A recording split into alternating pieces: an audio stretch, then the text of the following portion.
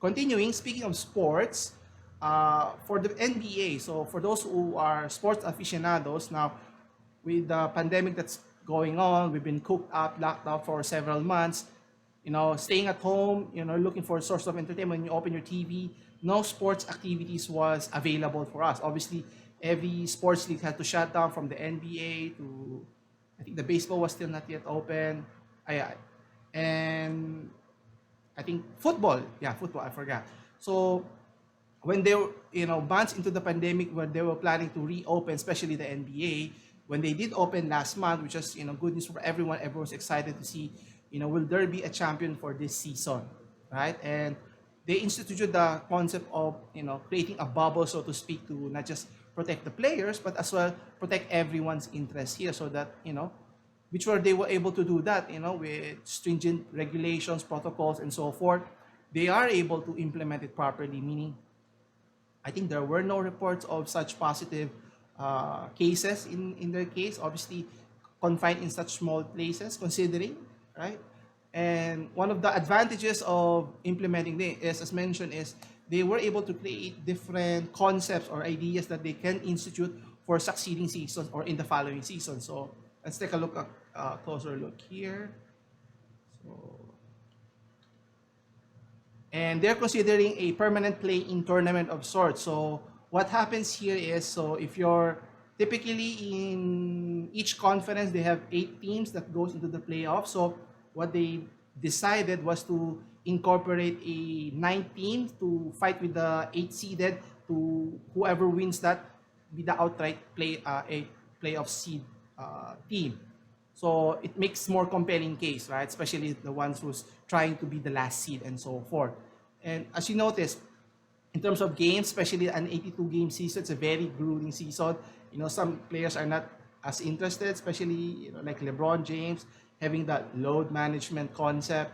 And for viewers, even for me, I try to see what are the updates. But at the end of the day, if we're talking of the All-Star game or playoffs, I'm tuned in, trying to see who's leading in the standings, who's going to be the eventual champion. And the playing tournament is enticing and it's compelling enough so that a lot millions of users are watching the games themselves. And not only that, so another concept that is going to be hopefully implemented in the near future is the games itself. So one of the advantages of creating a bubble inside the Florida, or I think it's in Orlando. Yeah, it's Orlando, and teams are in one place and they don't need to travel. So tires are refreshed, or more fresher compared to if you're traveling from one city to another, especially on a back-to-back games, and which leads to another concept that they're going to introduce, similar to how the baseball games is implemented, wherein if you play a team in a city, you stay there for how many games you're going to compete in. Let's say 2-3 games, so you stay there for the entire duration, rather than what's happening right now in the NBA. Let's say you're competing with, let's say, the Clippers, then you go to Boston, then you finish, you come back, then you go back again on another period. The travel is taxing on players. That's why, especially on back-to-back games, obviously on the first game, everyone's still fresh, but the following game, because of the travel, late arrival in the city, you're tired. By the time you play, you're less energetic, so you're not able to compete as much. So it's always an advantage for the opposing team. Now, if they're able to incorporate this similar to how MLB does, I think it will be beneficial for all teams, and better games, better products, so to speak, right? And especially, yeah, one more thing, shortening the season is one thing they're considering, right? Instead of 82, maybe 72 or even less. Obviously, there's financial ramifications that they need to consider, so we have to wait and see uh, how they deal with it and so forth. Now, it's something that I wanted to include also. Now, obviously, with the season at hand, it may be in peril with regards to the NBA. Now, for those who are not yet updated, the games have been halted right now. Okay, so with the question being, what do we call this? Let me see. Yeah, with the racial issue that is been going on in the United States.